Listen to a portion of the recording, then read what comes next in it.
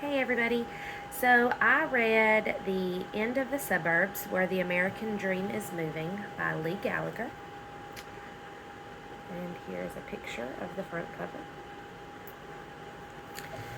So this book was a little bit of a slow read for me. I wasn't interested in the topic, so I didn't approach it with an open mind. However, I did appreciate Lee's objective and her data driven perspective on the subject. She clearly and convincingly articulated how the trends are changing from your classic suburbia to a more silver linings playbook type of town that is designed to facilitate a more social interaction and active lifestyle. It was because of this that I was able to continue to read the book from cover to cover, every line on the page. So it talks about how major change. It talks about how and major change in how and where we as Americans want to live. So the whole idea of the American dream, living in a suburb with a cookie cutter house and freshly cut green grass, the car, the picket fence, the children, no longer really holds a place in our culture in the way that it used to.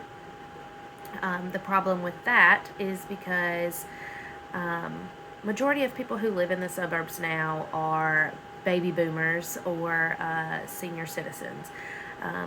Not a large amount of larger family or younger family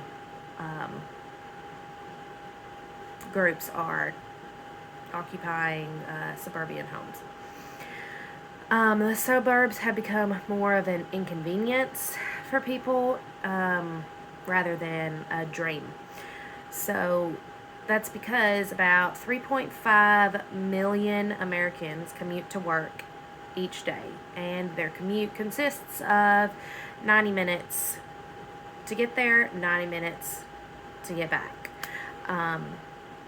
And Lee talks about how in the height of the suburbs, people were giving up necessities such as their electricity in order to keep their car, because when suburbs first became popular is around the same time that the first automobile was introduced. So people were more interested in saving face than providing for their family. So I talked about how the automobile played a big part in solidifying the idea of suburbs being a dream reality. So the fixation on the automobile had people in a trance that they were giving up their necessities for a sense of reputation. Today, however, this poses a factor in the downfall of the traditional suburban lifestyle because people don't want to be in their cars all day. They don't want a 90-minute drive to work. They don't want a 90-minute drive home. They would rather walk or take a short bike ride to where they need to be. And that's because gas prices fluctuate between high and astronomical. And nobody can really afford that anymore. So it's forcing us to move closer to our conveniences, such as work, shopping, and entertainment. We want to spend more time and money, spend our time and money with the people that we care about, with socializing and stuff like that our more urban suburbs are giving us, such as like outdoor malls, restaurants hosting lots of dine-ins and stuff like that. There's a place in Philadelphia that she talked about that on Wednesdays, every Wednesday during the summertime, they close down the streets, and hundreds of people come in, and they just eat and socialize and hang out together in their suburban little area. Um, so Lee provided a lot of thought-provoking looks into our future of the suburban development. And it's now more commonly or modernly called urban burbs. But I don't believe that the title to the book really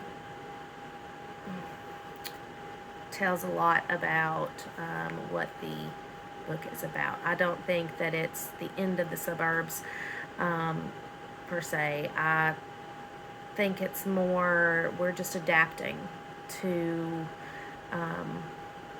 the reality of our new American dream, and that is experiencing life and not putting up a show and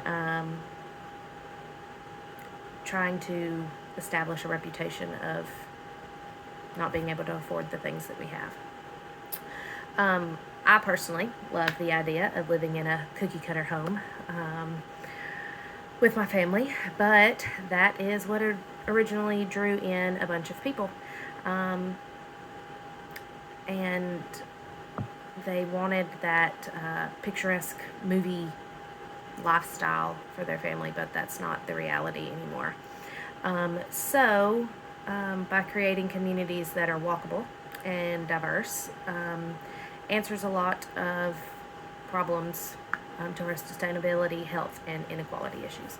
As far as my lesson plan, I thought that this would be a great time to integrate whenever you're talking about communities such as the suburbs and urban and rural areas. So you could kind of piggyback off of that into this. And I think that it would be fun to have like third graders kind of make a billboard using poster board and pictures from the internet or magazines or something like that, advertising their perfect suburbia. They could talk about, they have their houses and take pictures and glue it on there of the houses that, they would like, whether it's from like Charleston or Philadelphia or Chicago or any type of houses like that. But also talking about conveniences and entertainment. Like they could put movie theaters, a Target, they could put restaurants, anything like that, that's going to be located inside their suburbia. And they could, or their urban burb, and they could name their suburbia and talk about it however they think is their American dream, whatever they think would be fun.